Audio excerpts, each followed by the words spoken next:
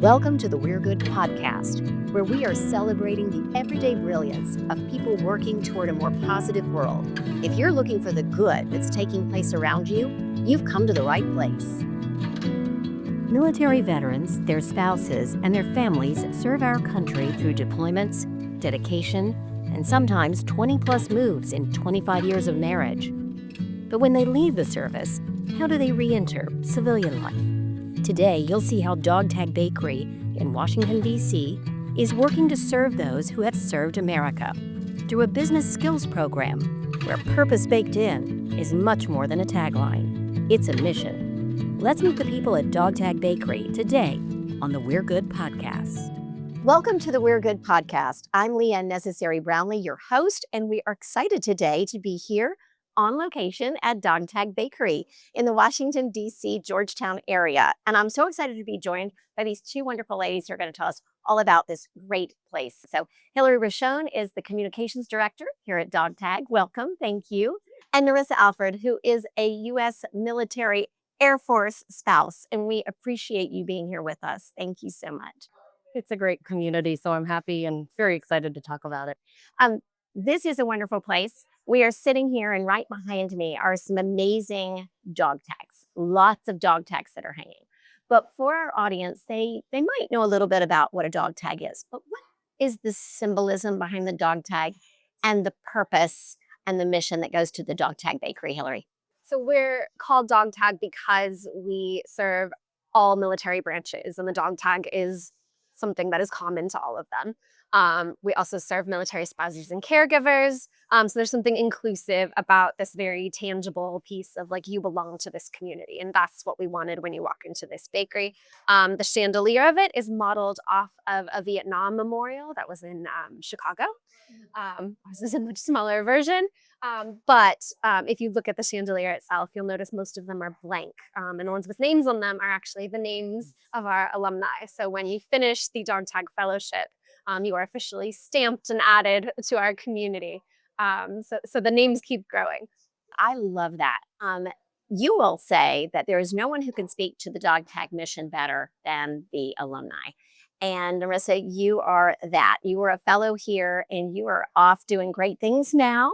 If you can just give us an idea, though, about your journey. There are people that are listening that might not have as much knowledge about what military life can be like and the transitioning to civilian life, which is really one of the purposes here at Dog Tag.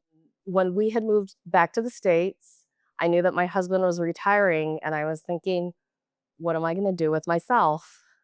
He wasn't attached to a base here, so I didn't really have any type of a network. And I found out about Dog Tag through one of the many military spouse events that are held here in the DMV area, and decided that this was something that I wanted to do for myself. You said that this was the year of me, right? I think that's great. So I haven't done a word of the year in forever. And my 2025 word of the year is me. And the reason why I picked it was because in 2024, this fellowship set me up for this year. I'm really starting to roll on my business and networking and just getting out in the community. So it's been great. And people don't realize that so many of the military spouses are underemployed. So we are actually the highest population of under and unemployed people in the U.S. It's, especially when you're abroad, it's very hard to find a job within your field. There are a lot of spouses that have licenses that lapse. So many times spouses put themselves on the back burner. And when I got here and found out about this program, I said, I'm going to do this for me. So you just said the year of me. Why is that just it's so awesome. I love it when Nerissa shares that. As soon as she chose Year of Me, she posted it on LinkedIn. And I think the very first comment was Dog Tag CEO saw it and was like, yes, I love it. I'm into it. Amazing. Like that's what we want out of our fellows, and to like value themselves in this way, invest in their own future and their passions, and know that we're there to support them along the way. And also it's important because people, I think of it, full disclosure, I have some military in my family, but a lot of people don't realize and they make the joke, you serve right alongside everyone. And so thank you for serving. But what is that? I mean, that is part of it. That's part of your world, right? Going and moving and packing up and It gets to a point where you don't even really think about it. You know that you're going to get orders, and the joke is that you hurry up and wait for them, and then you finally get them, and then it's really hurry up and do all the last minute things you have to do. But I mean, it's part of the lifestyle. You figure out where you're going to live. You figure out what school you need. You're interested in looking at for your kids. Um, for me personally, I had to find a craft store. I have to find a good coffee place. I have to find my public library. So for your artwork, yes, yes, right, right, right. and for my sanity. Exactly. But it's just getting up and starting every time you move. And it's almost robotic. It's like clockwork for us, where we don't even think of it. We just know we have to do it and it's coming up. So it is a part of the lifestyle, but I don't think a lot of people really realize that you've moved 19 times in 24 years. I love that our military spouses and caregivers in particular come into the program with this, like, I just did what I had to do. I was just doing, what I was told or what everybody else does. And they come into an entrepreneurial business program thinking they're at a deficit, or that they're going to have to learn a lot that's new that they've had no experience with. And then we ask them to create a budget, make a plan, make sure you have the logistics nailed down. And they're like, oh, I've done all this. This I can do. They're better at it than they kind of realize. And that's always kind of a fun moment. And then you get the veterans who have been very much strong in their area of service. And they're like, wait, how do you do a budget? I love that. They're there to support each other in a really cool way. I love that. I love that. And it is true. It really is transferable. You just have to know how to transfer it. Exactly. Well, and learn to value it. Be like, oh, wait, this is a thing I'm really good at, and be able to own that. And value is very important too. And through Dog Tag, do you feel that you've been seen and heard? Oh my gosh, I don't know if I could put it into words. I was really excited when I graduated. Sure. And so when this year started, I was like, I'm ready to go. And so it's been so fulfilling to actually be able, I'm checking things off my list. And on our little group chat that we have, things have started popping for me. And it's so exciting to share that with my friends, that things are actually happening. And yeah, I told them, I said, I can't believe this is coming true. Like all of these things that I've wanted to do, and they're happening. And they're happening. And so, Hillary, tell us how, in nuts and bolts, how does that, you have a lot of different programs. Overall, how does this help people like Nerissa and other military veterans? We've found, and this was being responsive to the needs of our fellows and our alumni over time, Dog Tag has been going for 10 years, and the program has adapted over that time. It was fully in person, then it was fully virtual during the pandemic. It's now a hybrid program, and that's completely in being responsive to the needs of the people that we serve. But you're reaching out to people all over the country now. Mhm. So you have everyone at like 50 states. I think at this point we've represented all 50 states at one point or another in 28 cohorts. Anyway, they do it online and they have to come into the bakery. You said 3 times. so it's a 5-month program that we run twice a year, and in the course of that 5 months, they spend 3 of those weeks in person, and they pitch a bakery product to us. They don't have to be bakers. You don't have to be good at baking. You don't have to even like the baking part. But it's a very tangible, visible widget for anything that you need to price out, cost out, sell. So if they're looking to run any kind of business, the bakery model is just kind of a nice way to learn what that is, even if they end up running a multitude of businesses people have started, including everything from consultancy and cleaning, woodworking. They really run the gamut. But a big part of that has absolutely nothing to do with the baking. It's learning to work in a team. It's finding out the idea that you thought was really great isn't going to work. Or you can't afford the ingredient, or it's not going to work out and make a profit, because you're pitching it to us as like, this is something you're going to sell in Georgetown and it's going to work for you. So you better make a good case for that. That's right. Of course, we're sitting here looking at this beautiful pastry. So these are the pitches that go out. Nerissa, I got to ask you, what was your pitch? What was your group? So there was a group of 4 of us, and I am not a baker. Okay, I'm not either. But you were talking about, I was like, do you have to be a baker to be a dog Nope. tag? You don't. Okay. And our group, we were very collaborative. There was someone in my group that was vegan, someone else in my group who their kids have allergies. And then the other gentleman that was in our group, he was just a great cook and baker. And then there was me. Okay. But we did a vegan tres leches. It was delicious and it was made with love. But the cost of goods and the cost of the manpower to go into it was a little bit high compared to some of the other things. But it was such a great learning experience to be able to get up to actually bake and then share our baked goods with each other. And you said that pitch has helped you with a real pitch for your business. How did that transfer into the real world? Well, I will admit when I first started the program, one of the big things was I was deathly afraid of public speaking. And people in my cohort knew that too. The first time we had our communications class and I had to get up, I think I started and stopped a few times, and the person who was timing was like, please go. But in doing that pitch and then in doing lots of the other projects that we had, you get familiar with pitching. And by the time you get to the final project, which is your big business pitch, I was really excited to do it. I still had those nerves, but I was prepared. I was excited to show the beautiful slides that I made. I was excited to talk about my passion with art and how my travels have inspired it. And it actually went really well. I was kind of proud of myself. Good for you. And look at you here today. You're not nervous at all. This is wonderful.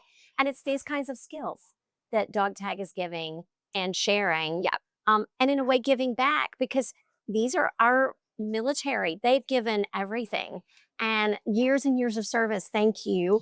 And so Dog Tag is giving back in this way. We're very aware that 1% of Americans are protecting the other 99%, and that there's more the rest of us could be doing to make sure they feel that appreciation. I also think there's a lot to be said for the whole of the military family serving, and that our program puts the veterans, the spouses, and the caregivers in the same playing field, because the business world certainly isn't going to treat you like you're different. So you better bring your A game, and here's a good place to practice. Make some mistakes, get better. We tell them from the outset, like, it's a high touch person first program. There's wellness and there's time to make mistakes on purpose, because just taking business classes without challenging yourself to improve as a whole person and rethink where you sit in the world when you're not in a highly structured environment anymore is part of the growth that needs to happen to be good at the whole thing. And it's knowing that we needed to make her practice public speaking until she wasn't thinking about public speaking anymore, because it left all this room for the passion about the art. And suddenly you don't care how many people are in the room, you just need to share what you're great at. So the fact that we can get them there, that's where the benefit of this really dynamic program can be seen. And there is a very much of a wellness component here. You said Wounded Warrior. When you become a Dog Tag Fellow, you automatically become a member of Wounded Warrior Project. We're challenging what you thought you were good at. Maybe you were really good at, but you want to be good at a different thing. Right. But how you valued yourself, thinking of yourself in the collective more than as an individual. A lot of things that are really tough to be challenged by in a 5-month span. And we're very conscious that we do what we do really well, and there's things that we don't do as well. So we lean on our veteran service organization partners who do it really well. And that's why I kind of love the puzzle of that community, and we're all supporting each other to be better. So when they do need mental health support or something like that, they can meet a Wounded Warrior within 24 hours. That's wonderful. And there's also a component called Finding Your Voice. And Nerissa, you shared a really amazing story with me. Could you share that with our listeners, with our audience about? So this was another component in which we could feel comfortable public speaking, but it was also a time where it was vulnerable, because you really had to select something that was meaningful to you so you could talk about it. And it was a very intimate setting here in the bakery. We got to sit up on the stage and talk. It was your class and whoever you invited. And then they also had Zoom for family and friends who were out of town. But it was just a very nice community aspect of it. And what I found in doing it, well, first of all, when my cohort started, from day one, everyone was open, honest, authentic. So I knew it was a comfortable place to be. And as I got to know my cohort mates more, I realized that I didn't know a lot of what my husband was going through um, after leaving the military and dealing with depression. And so many of uh, my cohort mates were talking about the things that they went through. And as a spouse, it meant a lot to me that they would share that, because I felt like I knew where my husband was coming from. And it gave me the courage to go and seek out some more support so that I can support him better. You said that in sharing your voice, you actually found more about his voice. Yes. And how did he feel when you were able to share that up on stage that night? So this is going to be really weird. I actually told him to not come because I thought that hearing other stories may have been too new for him. And I was okay with him not coming. And I knew my family was watching on Zoom. They all live in Florida.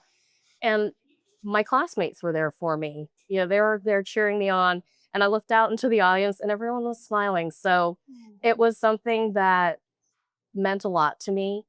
And again, it was part of that community that just envelops you and takes care of you. Right. And you said that you guys have an awesome group chat. Yes. So tell us about the alumni support. That's awesome. So with the alumni, once you're part of Dog Tag, you're just always a part of Dog Tag. I'm lucky in that I live here in the area. I'm literally a couple of miles from the bakery. So if my schedule is open, I will come to any of the events that they invite me to, any networking. I've come to meet some of the current fellows that have come after me. Our group, DC Cohort 19, yay. We've got a group chat that we use on WhatsApp, and we talk to each other weekly. We share our wins. We share when we need some support. I tend to look at a lot of events, so I'm constantly on there going, hey, this networking event is going on, or I'm going to go see cherry blossoms. Anyone want to come and photograph them with me? So we're always constantly talking to each other. And then within Dog Tag, we have just a whole alumni network and program where we all can lean on each other and use each other as resources. That's wonderful. And you said that is a huge component of this too, right? That so many of the people that go on are hiring Dog Tag alums. I mean, I want to say it's an intentional part of the program. I'm not going to take credit for their group chat. That was all bad.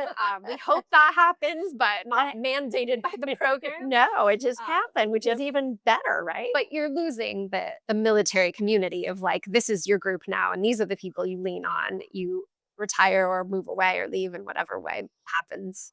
And you lose that too. So part of the way Dog Tag is built is to reestablish that community, people to lean on, people to talk to who know the highs and the lows and are going through them too. And let's see, 43% of the small businesses that are started after Dog Tag are actually organizations that serve other veterans. So it's already a community of service and people who want to be there for each other. Actually, almost all of our incoming cohort came with ideas for nonprofits that serve veterans. Whether they'll stick with that, I don't know. We'll see. These ideas tend to change throughout the program, but that's the ambition here. These are people who want to continue to serve their community, which makes them very strong business leaders. And they got an amazing certificate. They get an actual Georgetown University School of Continuing Studies certificate of business administration, but it's a very real marketable thing they bring with them. We don't use the GI Bill, so they can also go on and now they realize they love something different than they thought they would, and continue to study. And actually 25% of them do, and then can do that. And we love that. We're not here to tell you who you don't have to start a business. That's not our measure of success. It's do you know better who you are and what you want and how to get those things and who to lean on your way to getting them. Like that's success to us. And we see our cohort doing that for each other, whether they start a business as soon as they graduate or they've already started one and they're taking it to the next level, or they don't for 2 years, 5 years, 7 years. We're still there. We're still going to help you get started. A lot of them do either go on to hire each other or recommend each other to other jobs. So that community really thrives within our little ecosystem. And having the physical space of the bakery to come back to and feel like you belong and have it be like warm and cozy and say hey to everyone behind the counter who you baked with once upon a time. That's awesome. And I wish we had smell-o-vision because it's so good right now. It is so, it's just an amazing bakery in and of itself. And we do want to let people know that that is how this is a nonprofit. So it is based on donations and the business here at the bakery, things like that, Hillary, which you are really working on to spread that message. Donors, volunteers, there's a way to get involved. We're really leaning into the fact that we're already a lot of these things. We're kind of taking our own advice from the program. We're all about serving our fellows, but we have to remember we're a social impact model too, and we have to set a good example. So we're leaning into what that means to be doing social impact in the DC area, and that means connecting with our community in very like tangible, visible ways. We're doing that. Well, it's been going on for a while, but you're going to see it up close at Nats games this season. I know, I'm so excited about that. And Blondies at games for this summer season, so go find them. Yeah, check it out at Nats Park. That's awesome. But we do have what's essentially runs as a for-profit bakery, but all the profits run back into the program. It doesn't sustain the program in its entirety, but does mean if you're coming in here to get your cup of coffee, yes, you have other choices in Georgetown for coffee, but this cup is going to mean a little bit more. And you get to kind of be in our space. You get to be part of the family. You can also donate, but I warn you, our partners are involved.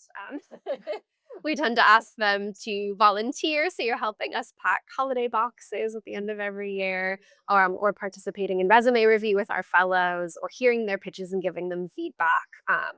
There's a really involved togetherness about being part of Dog Tag that we're trying to now amplify in the community in different ways. That's wonderful. And Nerissa, we were talking about the pitch, yes, things like that. And this is happening in real time for you. It is. You're doing some great things. You're out there actually going to pitch your business. I am. And at this point last year, I would laugh at you.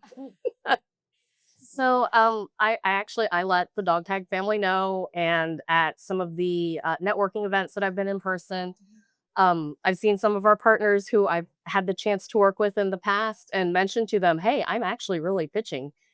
And they have offered me their support. If I need help doing my slides, if I need to practice, they're there for me. That's wonderful. So it's been great.